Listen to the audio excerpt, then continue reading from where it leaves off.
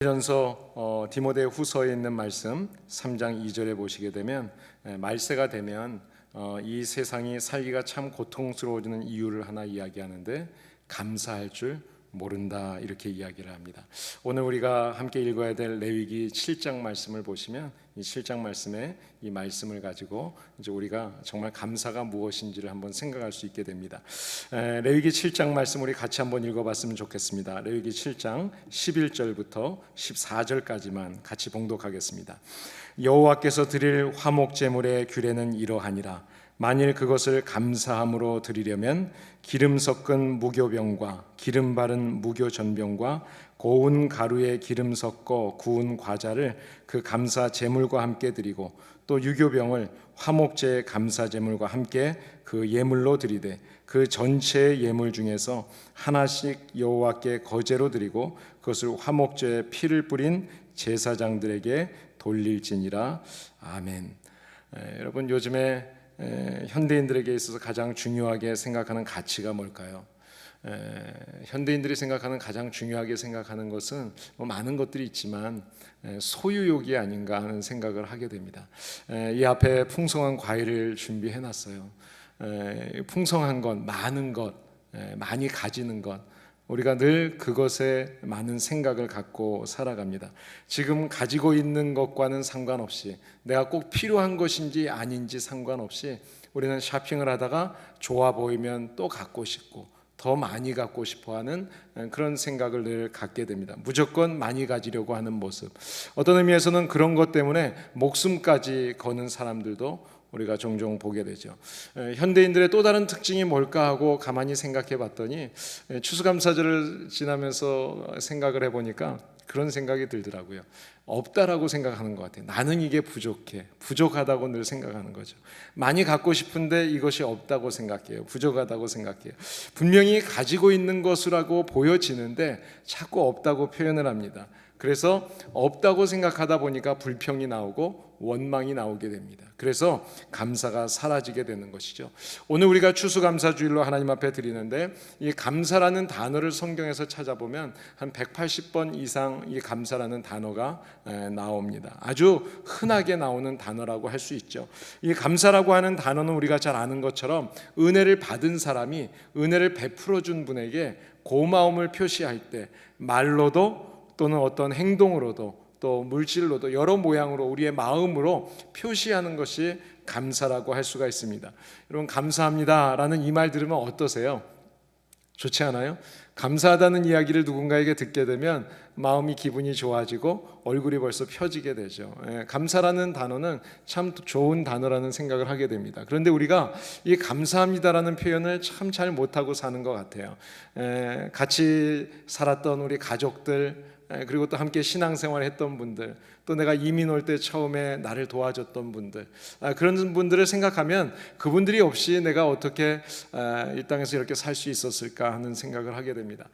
지난 주간에 라디오를 이렇게 듣고 어디 신방을 가는데 MK죠, 미션 키즈, 미셔너리 키즈죠, 패스터 키즈가 아니고 일본에서 선교하는 어머니, 그리고 본인은 이제 중학교, 고등학교 때 어머니가 갑자기 선교로 가시는 바람에 일본으로 가야 되는 상황, 그러면서 기도하고 이렇게 준비하는 중에 미국으로 오게 됐을 때 미국에서 자기를 처음 아무것도 없는 자기를 맞이해 주셨던 어떤 목사님에 대한 이야기를 쭉 나누는 그런 이야기를 들었어요. 여러분, 아무것도 모르는 사람, 처음 보는 사람들을 이곳에서 안내해 줬던 사람들이 있어요. 또 우리의 가족들이 우리를 안내해 줬을 수 있습니다. 우리를 도와줬던 그분들. 저도 미국에 처음 올 때 깡통변을 타고 미국에 오게 됐습니다. LA에 딱 도착하니까 짐이 몇 개냐 그래서 이민백으로 한 5-6개 된다 그랬더니 친구가 승용차로는 해결이 안 되니까 깡통변을 가져왔더라고요. 그래서 아내는 옆에 의자에 앉고 저는 박스 위에 앉아서 LA로 입성을 했던 기억이 있습니다. 여러분, 우리가 감사해야 될 일, 그때 저를 맞아줬던 그 친구, 그 가정을 생각하면 늘 고맙고 감사해요. 우리가 그것을 늘 기억하면서 표현할 수 있다는 것, 그것이 얼마나 큰 기쁨인지 모르겠습니다. 오늘 우리가 한 해를 보내면서 힘들고 어려운 시간이 많이 있었지만 이 자리를 지켜주고 또 함께 격려해주고 위로해줬던 저와 여러분들에게 감사하다는 표현이 좀 있었으면 좋겠어요. 우리 하나님 앞에 감사하시고 우리 한번 뒤에랑 이렇게 보시면서 우리 함께 있어줘서 감사해요. 한번 인사하시면 좋겠습니다. 그래 함께 우리가 이렇게 감사주의를 2015년에 예배로 드릴 수 있게 된 것 참 감사합니다. 그렇습니다.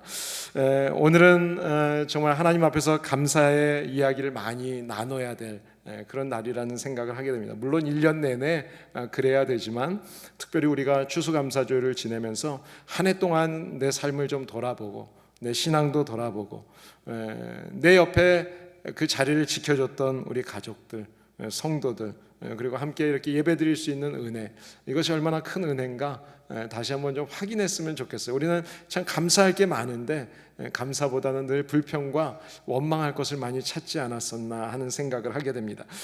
성경은 우리의 인간적인 삶에 있어서 중요한 행위로 감사에 대해서 늘 말씀을 합니다. 그래서 이스라엘 민족을 택하셨던 하나님께서 그들에게 하나님께서 지켜야 될 세 가지 절기를 주십니다.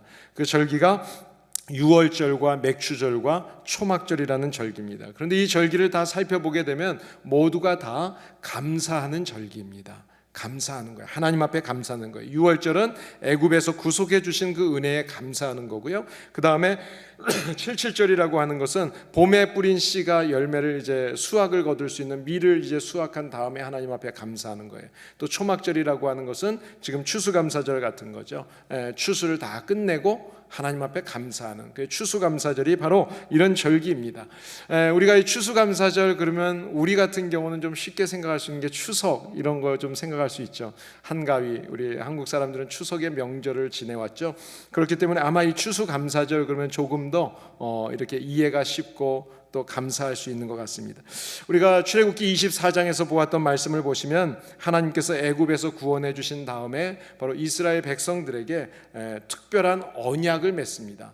그 언약의 사건이 출애굽기 20장 이후에 주셨던 10계명의 말씀, 그 말씀을 주시고 나서 어떻게 살라는 것, 그렇게 살면 하나님이 너희들을 하나님의 자녀 삼아 주시고 너희들의 가는 길을 지켜주시겠다. 하나님이 그렇게 약속을 하세요. 약속하시면서 그 약속을 들은 이스라엘 백성들이 하나님, 저희들이 정말 그렇게 살겠습니다. 그렇게 하나님의 말씀대로 계명대로 살아서 정말 저희들이 하나님의 백성답게 그리고 하나님의 자녀답게 그렇게 살겠습니다. 거기에 이렇게 하나님의 제안에 동의를 하는 거예요. 그래서 하나님과 이스라엘 백성들 사이에 언약이 체결되었습니다.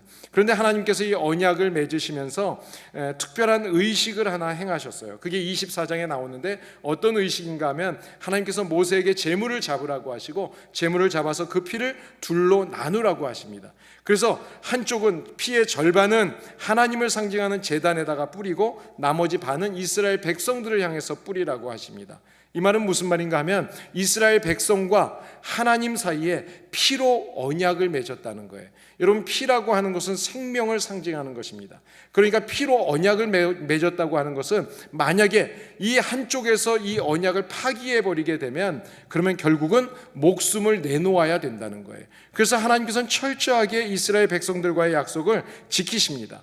그런데 하나님의 백성들인 이스라엘 백성들이 이 약속을 지키지 못할 것을 하나님께서는 아셨어요. 그래서 오늘 말씀 우리가 쭉 출애굽기서부터 레위기로 지금 말씀을 보고 있는데 하나님이 이스라엘 백성들에게 이 언약 뒤에 성막을 짓게 하십니다. 성막이 완성된 후부터 하나님께서는 시내산이 아니라 성막에서 모세를 만나 주시고 성막에서 모세에게 말씀을 하십니다. 계시를 해주세요. 그런데 계시를 해주시면서 하나님께서 성막과 함께 하신다. 다시 말하면 지금으로 이야기하면 교회 중심으로 하나님이 함께 하신다는 말씀을 하십니다.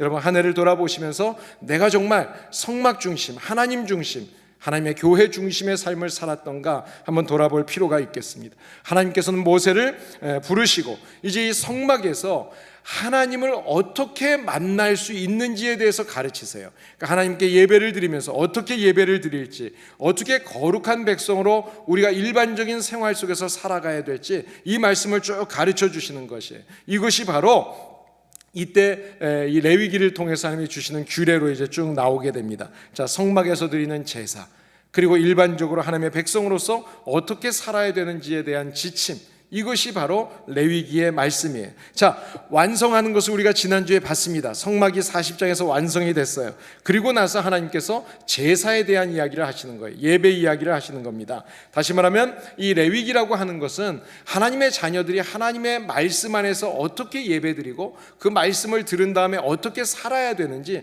삶에 대한 이야기, 그 진리에 대한 이야기를, 예배와 삶에 대한 이야기를 지금 말씀하시는 거예요. 그 말씀을 하시면서 5가지 제사 제도를 말씀하셨습니다. 우리가 지난 주간에 쭉 말씀을 보았는데, 하나님 앞에 제물을 태워서 번제를 통해서 하나님 앞에 자신을 헌신하는 그 번제, 또 두 번째는 피 없이 드리는 곡식으로 드려지는 소제가 있었습니다. 그리고 화목제가 있었죠. 감사함으로 자원해서 드리는 예배, 하나님 앞에 드리는데 그 제물 중에 일부는 태워서 하나님 앞에 향기로 올려드리고, 일부는 그 제사를 드렸던 제사장과 그리고 백성들이 함께 먹을 수 있는 화목제, 이 화목제가 바로 지금 우리가 드려지는 이 추수감사절의 예배, 또 성찬의 예식, 이것이 바로 화목제라고 할 수가 있습니다. 자, 하나님 앞에서 지은 죄에 대해서 사함을 받는 것, 이것이 속죄제. 그 다음에 이 속죄제와 또 석건제가 있었는데, 속건제의 다른 점은,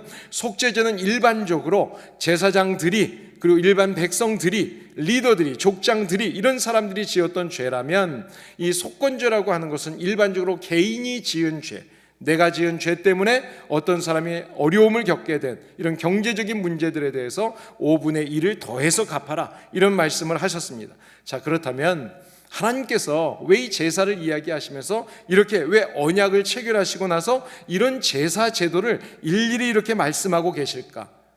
그 이유가 있습니다. 그 이유가 오늘 본문에서 가장 중요한 것 중에 하나예요. 우리가 레위기를 읽으면서 바로 그 이유를 알아야 됩니다. 왠가 하면 이 출애굽기 24장에서 하나님과 피의 언약을 가졌던 이스라엘 백성들이 그 언약을 깨트릴 것을 하나님은 아셨다는 겁니다. 그래서 피의 언약을 맺었기 때문에 이 피가 없으면 결국은 죽어야 되는 거예요. 그래서 다시 하나님과의 관계, 언약의 관계가 회복되게 하시기 위해서 하나님께서는 제물을 통해서, 피의 제물을 통해서 제사를 드리고 예배를 드리고, 그 예배를 통해서 우리 하나님과의 관계가 다시 회복되게 하시는 거예요. 여러분, 하나님께서는 우리와의 언약 관계를 다시 새롭게 하시기 위해서 이미 미리 피할 길을 준비해 주신 거예요. 그래서 성막을 지으시고 성막이 완성되자마자 하나님께서는 바로 하나님과의 관계가 깨어졌을 때 바로 회복할 수 있는 방법으로 이 예배 제도를 하나님이 허락해 주시는 것입니다. 그러니까 우리가 예배를 드린다, 이 제사를 드린다, 이 제사 드린다는 이것이 어떻게 보면 뭐 이렇게 예배가 주일마다 꼭 드려야 되나, 이것이 꼭 우리가 어떤 의무감으로 드려질 수 있는 생각이 들 수 있지만, 이것은 의무가 아니라, 무거운 짐이 아니라 하나님이 우리의 죄를 용서해 주시고 다시 하나님과 만날 수 있는 그런 은혜를 베풀어 주시는 축복이고 은혜라는 것을 우리가 분명히 깨닫기를 바랍니다. 바로 이것이 오늘의 예배입니다. 예수님께서 한 번에 우리의 죄를 위해서 십자가에서 피를 다 흘려주셔서 더 이상은 제물을 가져와서 피를 흘리지 않고 예수 그리스도의 피로 우리가 용서함을 받을 수 있는 이 예배의 제도를 하나님께서 허락해 주신 거예요. 오늘 이 예배가 그래서 거룩하신 하나님을 우리가 만날 수 있는 자리고, 하나님의 은혜의 자리고, 우리가 언약이 회복되어지는 축복의 자리라는 것을 분명히 기억하시고, 이 예배를 드릴 때마다 여러분이 예배를 사모하시고 예배를 통해서 하나님의 은혜를 누리시게 되시기를 예수님의 이름으로 축복합니다. 그렇기 때문에 예배는요, 하나님이 우리에게 주신 많은 선물들 가운데 가장 소중한 선물이라는 것을 여러분이 기억하셔야 돼요. 오늘 우리가 영상을 통해서 보았습니다. 영상을 통해서 봤지만 이 추수감사주일, 이 추수감사주일의 기원을 우리가 보면서 어떤 생각이 들었어요? 여러분, 이 사람들이, 미국의 청교도들이 여기에 오게 되고 와서 감사 예배를 드렸던 이 청교도들은 어떤 사람이었습니까? 사실은 이렇게 감사할 수 있는 상황이 사실은 아니었던 거예요. 핍박을 받는 그 청교도들이 영국으로부터 미국으로 피난을 온 겁니다. 사실 이곳에 올 때 한번 와보고 여행을 와봤던 곳으로 온 게 아니에요. 생면부지의 땅 아메리카를 찾아온 겁니다. 그리고 불평할 것, 원망할 것을 찾으면 그 상황 속에서 얼마나 많이 있겠어요. 척박한 땅이고 많은 사람들이 죽었습니다. 그 죽은 숫자를 우리가 아까도 보았죠. 인디언들과의 다툼이 있었고 오자마자 질병으로 죽은 사람들도 있고 많은 고생을 했어요. 그런데 수확이라고 해도 그 수확이 얼마나 큰 수확이었겠습니까? 그런데 그곳에서 그 열악한 조건들을 생각하는 것이 아니라 하나님 앞에 감사의 조건을 찾기 시작한 거예요. 감사할 것. 내가 여기에서 마음껏 하나님 앞에 예배드리고 신앙생활할 수 있다는 것, 심한 폭풍 가운데서도, 이런 풍랑 가운데서도 또 인디언들이 씨앗을 줬고 그것을 통해서 내가 열매를 거두게 됐고, 풍성하지는 않지만 여기서 우리가 필요한 양식을 얻게 된 것, 그것을 생각하면서 하나님 앞에 감사했던 추수감사주일을 생각한다면, 여러분, 우리가 지금 지내고 있는 이 추수감사주일은 얼마나 풍성한 겁니까? 우리가 추운 캘리포니아니까 그렇게 춥지는 않지만, 그래도 추운 계절에 따뜻한, 우리가 온기를 느낄 수 있는 또 집이 있고, 또 따뜻한 음식을 먹을 수 있고, 또 사랑이 있는 곳에서 이렇게 지낼 수 있다는 것, 여러분 한 해 동안 돌아보시면서 여러분이 감사할 기도의 제목들을 많이 찾을 수 있는 계절이 되었으면 좋겠습니다. 추수감사주일뿐만이 아니라 여러분이 날마다 감사했으면 좋겠어요. 날마다 감사하는 생활. 그래서 저는 어제 그 몸이 불편하신 집사님이 감사 제목을 이야기하라고 그러는데, 목사님, 저는 그저 날마다 감사해요. 그 한마디가 저를 이렇게 쇠망치로 때리는 것 같았어요. 내가 감사할 게 얼마나 많은가. 저렇게 몸이 불편하신데도 하나님 앞에 감사하고 있는데, 내가 이렇게 마음껏 운전하고 내가 걸을 수 있고 뛸 수 있고, 이렇게 정말 하나님 앞에 감사할 것을 생각해 보려고 하니까 너무너무 많더라고요. 오늘 새벽에 일찍 깼어요. 3시에 깨서 말씀을 다시 이렇게 묵상하는데 감사 제목들을 이렇게 적어봤어요. 적어보는데 정말 많더라고요. 너무너무 감사할 게 너무너무 많더라고요.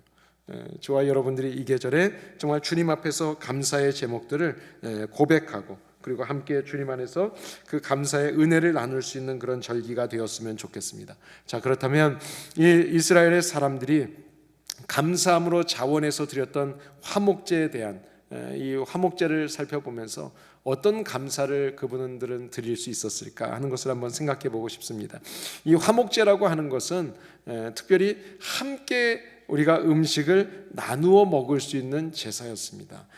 우리가 다른 제사는 그렇지 않았는데, 이 화목제는 하나님 앞에 감사하면서 드리고 자원해서 드릴 뿐만 아니라 그것을 제사를 드린 이후에 일부는 하나님 앞에 태워서 하나님 앞에 올려드리고 하나님이 드시는 것이지만, 일부는 그 제사를 지냈던 제사장들과 그리고 봉헌자들이 함께 나누어 먹는 그런 의미가 있었어요. 그러니까 이 기름 부분하고 콩, 팥, 간 이런 것은 태워서 다 하나님 앞에 향기로운 제물로 올렸다 그랬는데, 이 향기로운 예물이라고 하는 것, 냄새라고 하는 것은 하나님이 기쁘게 받으셨다는 것을 표현하는 겁니다. 그러니까 하나님이 예배 가운데서 받으셨어요. 그래서 오늘 여기 앞에 가서 보시면 3장 11절하고 16절에 보시면 이 표현을 향기로운 냄새라는 이 표현을 좀 다르게 표현합니다. 어떻게 하는가 하면 여호와께 드리는 음식이라고 표현합니다. 그러니까 하나님이 이 태워서 드리는 이 예물을 하나님은 음식으로 받으신 거예요. 하나님이 받으셨다는 거죠. 여호와께 드려지는 음식, 하나님이 드셨다는 거죠. 여러분, 부위별로 먹는 거예요. 하나님은 기름과 간과 콩팥을 드셨다면 사람들은 어떤 것을 먹느냐? 가슴 부위와 오른편 다리는 제사장이 먹어요. 그리고 나머지는 이 봉헌자들이 다 같이 먹는 거예요.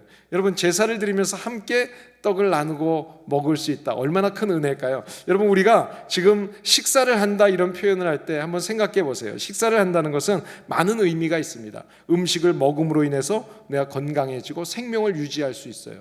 그러나 또 하나, 이 맛있는 음식을 먹는다는 것은 기쁨이 있는 거죠. 여러분, 음식을 먹을 때 같이 먹는 사람들하고 얼마나 즐겁게 대화를 해요.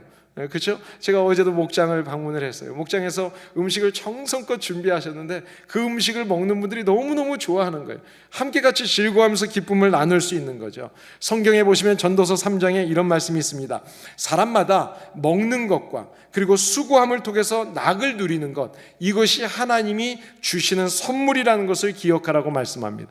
여러분, 우리가 먹는 것, 그리고 내가 열심히 수고한 것을 가지고 하나님 즐길 수 있는 것, 이거 하나님이 주시는 복이에요. 선물이에요. 여러분, 이것을 우리가 아무하고나 나눕니까? 기쁨의 식탁, 기쁨의 잔치, 잔치집은 사람을 구별해서 부르죠. 우리가 식사를 하려면 목사님, 집사님 우리 같이 한번 식사하죠. 우리가 누구를 선택해서 식사를 해요. 이것은 긴밀한 관계를 의미하는 겁니다. 우리가 하나님과 함께 식사를 한다. 이것은 언약적인 의미가 있어요. 하나님과의 관계, 이 사랑의 관계, 회복의 관계, 이것이 이루어졌다는 거예요. 연합이 이루어졌다는 것을 의미하는 겁니다. 바로 이런 화목제의 정신, 이것이 바로 신약에 와서, 오늘 이 시대에 와서는 오늘 우리가 행했던 이 성찬의 의미가 있는 겁니다. 여러분, 화목 제물이 되어주신 예수 그리스도께서 십자가에서 희생당해 주심으로 인해서 우리를 죄의 심판으로부터 구원해 주셨고, 이제 우리가 주님의 살과 피를 음식으로 주셔서 그것을 먹게 하시고 우리로 생명을 얻게 하시는 하나님의 놀라운 은혜, 우리의 생명이 더욱더 풍성케 하시는 은혜, 이것이 바로 이 화목 제물로 우리를 위해서 죽으셨던 예수 그리스도. 그뿐만 아니라 우리가 주님과 더불어 먹고 마심으로 인해서 주님과 연합하게 되고, 우리가 정말 고통 가운데 있는 것이 아니라 이제는 기쁨 가운데서 주님을 찬양할 수 있는 사람으로 회복시켜 주시는 은혜, 이것이 바로 이 성만찬에 있는 거예요. 저와 여러분들이 온 회중들이 함께 주님을 통해서 만찬에 참여하는 이것이 바로 이 성만찬을 통해서 하나님과 우리와의 관계가 다시 회복되시는 놀라운 축복, 그러니까 얼마나 큰 기쁨이에요. 하나님과 관계가 깨어졌었는데 그 관계가 회복되어진 것. 어제 같이 나누는 그 성도님 중에 목사님, 저는 감사의 제목이 있어요. 관계가 깨어졌던 친구와 관계가 회복됐습니다. 그 이야기를 하더라고요. 그래서 여러분, 이 성만찬이라고 하는 것은 깨어진 하나님의 관계를 회복시켜 주시는 것입니다. 저와 여러분들이 오늘 이 시간에 주님과의 관계가 회복될 뿐만 아니라 이 한 해를 보내기 전에 여러분 개인적으로 관계가 깨어졌던 성도들, 또 가정에, 부부간에, 또 우리 자매들 간에, 형제들 간에, 저희들 우리의 삶 속에서 있는 모든 관계 다시 한번 회복시킬 수 있는 그런 은혜가 있게 되기를 예수님의 이름으로 축복합니다. 두 번째로, 이 감사로 드리는 화목제라고 하는 것은 먹을 수 있었는데 함께 먹을 수 있었을 뿐만 아니라 이것은 깨끗한 사람만 먹을 수 있었다는 것입니다. 우리 오늘 본문으로 가셔서 19절 말씀을 같이 읽겠습니다. 그 고기가 부정한 물건에 접촉되었으면 먹지 말고 불사를 것이라. 그 고기는 깨끗한 자만 먹을 것이라. 여러분, 3장에서 보시면 화목제는 흠이 없는 것으로 드리라고 그렇게 말씀하셨습니다. 흠 없는 것으로 드리고, 또 그것에 동참하는 사람들이 흠이 없는 사람들, 우리의 삶 속에서 우리가 정결한 것을 주님이 얘기하는 거예요. 여러분, 하나님께 바쳐진 제물을 우리가 먹게 된다. 이 먹는다는 것은 하나님과의 관계 속에서 우리만이 누릴 수 있는 특권입니다. 다른 사람은, 어떤 사람도, 예수 그리스도를 모르는 사람들은 이 특권을 누릴 수가 없어요. 하나님 안에서 깨끗해진 자만이 이 자리에 동참할 수 있는 것입니다. 왜냐하면 하나님이 거룩하시기 때문에 그렇습니다.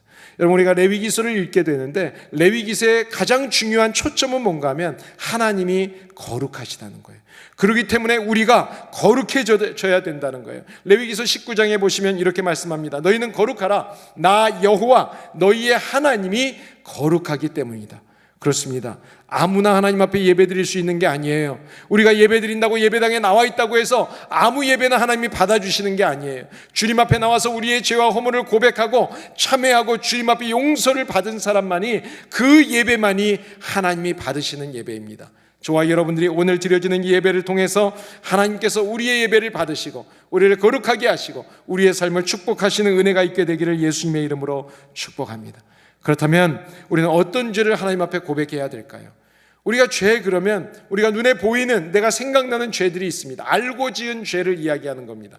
그런데 오늘 우리가 성경을 계속해서 보고 있지만 4장에서 보시게 되면 하나님께서 죄에 대해서 이야기하실 때 우리의 죄, 우리가 알고 지은 죄, 그 속죄에 대해서 이야기할 뿐만 아니라 부지 중에 범했던 죄에 대해서도 말씀합니다. 이 부지 중이라는 것은 내가 모르고 지은 죄, 그 정도는 괜찮다고 생각했던 죄, 남들도 다 그러고 사는데 나만 그렇게 생각했던 죄들, 이 모든 것들을 이야기하는 거예요.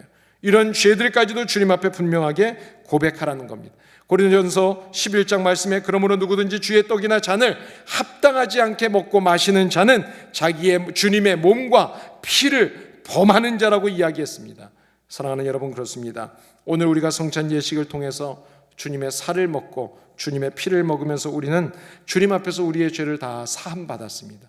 그렇다면 우리가 똑같은 죄를 범하지 않는 거룩한 백성으로 회복되어지고 이제는 그런 삶을 살 수 있었으면 좋겠습니다. 우리가 한 해를 정리해 가고 있습니다. 한 해를 돌아보면서 여러분 감사할 것들을 한번 헤아려 보셨어요? 어떠셨어요? 어떤 감사가 있습니까? 아니, 이 한 해 너무너무 힘들었기 때문에 나는 감사할 것 찾기도 힘들다, 그런 분이 혹시 계세요?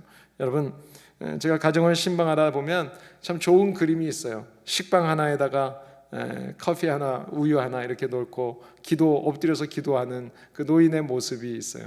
예전에 섬기던 교회에서 화가 집사님이 계셨는데, 목사님 어떤 사진을, 어떤 그림을 하나 그려드리면 좋을까요? 저한테 물어보시더라고요. 제가 집사님, 저는 그 그림을 평생 갖고 싶었는데 집사님이 그려준 것으로 제가 갖고 있으면 너무 좋겠습니다. 그려주셔서 제 식탁에, 저희 집 식탁에 그것을 걸어놨어요.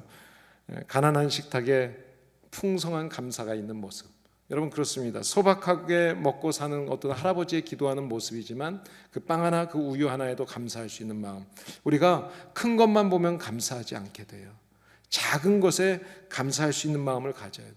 여러분, 병원에서 수술이 잘 되고 치료가 잘 돼서 감사하는 것, 물론 감사할 수 있습니다. 내가 병원 가지 않고 살고 있다는 것 감사하세요. 여러분, 우리가 큰 사고 중에 크게 다치지 않았다고 감사할 때가 많죠. 교통사고 중에. 그런데 큰 사고 없이 오늘 하루도 지나고 있다는 것 감사해 보셨습니까? 우리가 합격하고 승진하고 일이 잘 되고 기적을 체험할 때만 감사하는 것이 아니라 오늘 하루 사소한 일, 평범한 일, 지금 일상적인 것에서 감사를 찾을 수 있다면 우리의 삶은 늘 감사로 풍성하게 될 줄을 믿습니다. 그렇습니다. 가정에서, 교회에서, 어디에서든지 불평을 찾으려고 하면 불평할 건 너무너무 많아요. 얼마든지 있어요. 그러나 우리가 불평을 찾는 것이 아니라 우리가 감사를 찾으려고 한다면 우리의 삶에는 하나님이 주시는 감사로 늘 풍성하게 될 줄을 믿습니다. 이 세상에서 제일 가난한 사람은 누굴까? 감사가 없는 사람이에요. 가장 부유한 사람은 누굴까? 작은 것에 감사하는 사람. 우리가 부유한 삶이 될 수 있기를 예수님의 이름으로 축복합니다. 살다가 인생이 힘들게 느껴질 때 여러분, 그때 더 감사를 찾아봐야 돼요. 자녀들이 공부는 조금 못해도 여러분, 나쁜 친구와 어울리지 않고 살고 있다면 그걸로 감사하세요. 우리는 너무 학교에, 공부에 너무 많이 신경 쓰는데요, 그것 때문에 어려움을 겪는 아이들이 얼마나 많은지 모릅니다. 성경에 보시면 하박국 선지자가 이렇게 이야기합니다. 이스라엘이 이제 바벨론의 침공을 받아서 고통을 당하고 있어요. 백성들이 다 어려움을 겪고 있습니다. 온 백성들이 고통 가운데 있고 땅이 다 피폐하게 됐어요. 그래서 농사도 다 망쳤습니다. 과수원에도 아무것도 없어요. 무화과 나무가 무성치 않고 포도나무에 열매가 없고 올리브 나무에도 얻을 것이 아무것도 없고 밭에 먹을 것이 없고 우리의 양이 없고 외양간에 소가 없다고. 여기서 지금 하박국 선지자가 이야기하고 있는 이 없다고 이야기하는 것은 가정이 아닙니다. 지금 현재 없는 겁니다. 현재 먹을 게 없는 상황, 잡이 없는 상황, 그 상황을 이야기하고 있어요. 그런데 하박국 선지자는 그 고백을 하고 나서 힘주어서 이야기합니다. 나는 여호와로 말미암아 즐거워하고 기뻐하리라. 사랑하는 여러분, 지금 경제적으로 삶으로 좀 어려움이 있습니까? 그러나 그럼에도 여러분 감사할 수 있으십니까? 저와 여러분들에게 감사가 풍성한 계절이 되었으면 좋겠습니다. 제가 좋아하는 레스토랑 이름이 하나 있어요. 이 동네에도 있더라고요. TGI 프라이데이라는 레스토랑입니다. 레스토랑에 가서 이 TGI가 무슨 뜻이냐고 제가 예전에 물어봤던 기억이 있어요. 그랬더니 Thank God it's Friday라고 이야기하더라고요. 그래요. 5일 동안 열심히 일하고 주말을 허락해 주신 하나님 앞에 감사하는 마음. 저는 그 식당을 이렇게 보면서 그런 생각을 하게 됐어요. 우리가 작은 것에 감사할 수 있는 TGI의 이런 삶을 살면 얼마나 좋을까. Thank God it's my home, it's my family, it's my church, our church. 그래, 여러분, 우리가 작은 것에 감사할 수 있는 것이 우리 안에 너무나 많이 있습니다. 그러나 우리는 감사하지 못하고 살 때가 많죠. 오늘 이 추수감사 예배를 통해서 저와 여러분들에게 감사가 풍성할 수 있기를 바랍니다. 오늘만이 아니라 오늘을 계기로 해서 저와 여러분들의 남은 생애를 감사를 찾으세요. 그리고 날마다 감사하세요. 감사하는 사람에게 하나님은 더 큰 감사를 주십니다.